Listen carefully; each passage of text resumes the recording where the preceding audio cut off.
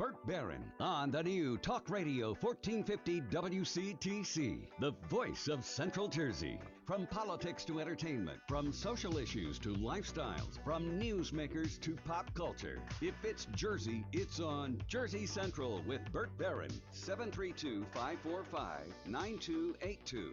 Or toll free at 888-545-9282. 737, it's Jersey Central on the new Talk Radio 1450 WCTC, the voice of Central Jersey. Contest coming up. We'll do it for you a little bit later on this morning. 2 tickets for the Nutcracker, 2 tickets for the Queen of Bingo. The one show happens in Morristown this Sunday. The other show coming up November 27th at the McCarter Theater in Princeton. We'll give away both prizes to one winner coming up a little later on. To the Raritan Bay Medical Center, Jersey Newsmaker line we go. And let's welcome in the president of National Estate Jewelers, who joins us every Tuesday for a feature called What's It Worth? Let's welcome in Barry Blank back to WCTC this morning. Barry, hello. Good to have you back. Are you back from your Roman vacation now? Roman, you could say that. Yes, yeah. I am. Good I'm trip. in New Jersey. We went from Barcelona to Rome to Vienna. Beautiful. Wow. We had a great time. I bet if you eat one more delicious meal or see one more gorgeous building, you're going to go out of your mind, right? It's very true, and I got to tell you, it's unbelievable. But you know, it's also nice to hear English and be able to talk to anybody you want to. Yeah, exactly. Well, welcome back. Good to have you back home in Jersey. And before we talk about our topic, there was a painting that was sold at auction yesterday, Christie's Auction House, a painting called Reclining Nude. And it sold for a record $170 million. Oh, I was the buyer. Oh, you were the guy. All right. Have you picked out a place to hang a Reclining Nude yet? It looks like it's going in the bathroom. It looks like a naked Liza Minnelli. And not a tribute artist, by the way, the Liza Minnelli. Yeah. But $170 million and it's a painting, Barry. Is that uncommon for a painting? Well, I got to tell you, you know, the art market is very fickle, and the auction market is also very fickle. With auctions, it always depends on who's in the audience, whether online, internet, or present at the auction itself. And if 2 or more people want it, it can be a battle of the wits or the egos. Wow. Yeah. If only one person wants it, it will drop and not even fetch a price, as they say at auction. What did it fetch? Well, this painting fetched.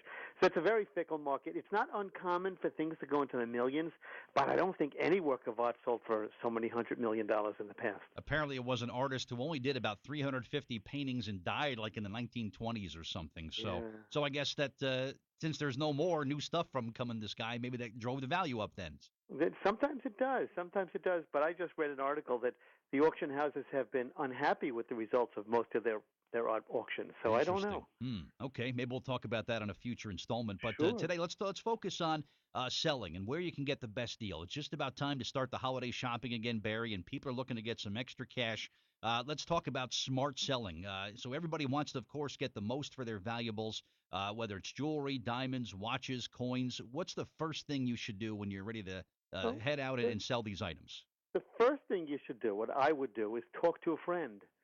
You know, first thing, talk to a friend who says, I've been happy with National Estate Jewelers or whoever.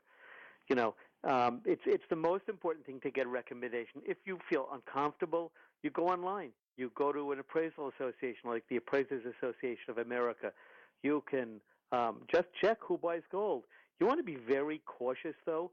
And the caution is this place an opportunist? Is it fly-by-night? Is it there for a long time?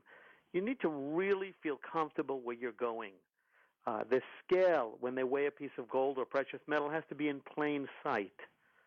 And it should be certified by the state of New Jersey. These are very, very important things. So sometimes just getting, a good experience, a good reference, or a word of mouth from a friend that says, hey, you know what, I took some stuff there. Barry and his people were great. Why don't you go there? I had a good experience. Sometimes it's as simple as that. This is true. And one thing that makes us very, very different from all the other, and I would say all the other gold buyers, is we have private rooms that we evaluate your possessions in. We don't do it in public view. We are very discreet, and we don't want anybody feeling uncomfortable because most places buy right over the counter. So it's you can be totally rest assured that our deal or communication with you is only between us and you. And as they say in Vegas, anything that happens in national estate stays in national estate. We do all the reporting that we need to do that makes us legally correct, and we file with the Better Business Bureau, and we file with Weights and Measures and East Brunswick, of course, for our license. Sure. Now, should someone come to you, Barry, maybe with a price in mind of what they want to get for an item, or do you say, you know what, just come in, we'll give you an honest evaluation and appraisal, and then we'll give you a realistic number? You don't want someone saying, hey, can I get $1,000 for this watch today? You really don't prefer to see that, right? Well, we don't prefer to see that. We always prefer to make an offer because if the person has no idea what they want, they want a real offer. They want to know that this is research. We calculate the gold value, the diamond value, the antique or intrinsic value. The one thing we can calculate is the emotional value, the sentimental value. But we do the best we can to treat each piece of jewelry with respect. Yeah, exactly. And when an evaluation or appraisal is complete and you'll make the highest possible cash offer, if someone says, well, this isn't for me, there's no hard feelings, right? It's like, okay, Of course not. well, thank you. Of course, Of course not. that's Of kind of course how it not. works, right? And that is how it works. So We keep a written sheet on our evaluation for over a year. So should somebody want to come back, we will research the item, research the what we offered, and see, depending upon the present gold price versus the then gold price, if we can still match that offer. Yeah, I'm glad you mentioned the 1 year window because let's say, for example, someone comes to you and you make an offer and they say, well, not today. And then they come back a year later and say, hey, Barry, you offered me, X number of dollars for this. Can I get that today? The answer really is, well, now we have to do another evaluation, right? Correct. Okay. If gold has gone up, or silver has gone up, or diamonds have gone up, or we have a customer waiting in the wings who just happens to want the diamond or watch you have to sell, we will go higher. Wow. Okay. Now, this is another good question. I always wondered about this one myself. How do people get paid? When you say you pay the top dollar, what is the actual transaction of the customer being paid involve? Well, in most small transactions, a couple of hundred or a couple of $1,000s, we will pay cash if, at most of the time. If somebody wants only cash, we will do that too, but we prefer to pay by check, and we've been in our location for 16 years. Who wants to carry around $2,000 or $3,000 or $4,000 worth of $100 bills? It's not a bad thought, but it's more No. secure. It's more secure to take a check and put it in the bank. Of course it is. Now, if someone, let's say you go to some other place there for some reason, and someone says, let me just take these diamonds, I'm going to take them behind this curtain here, and then when I come out of the curtain, I'll give you the price there. You should never allow that to happen either with any valuables, right? Well, most of the time that's a no-no. There are stories about people changing diamonds. It's few and far between.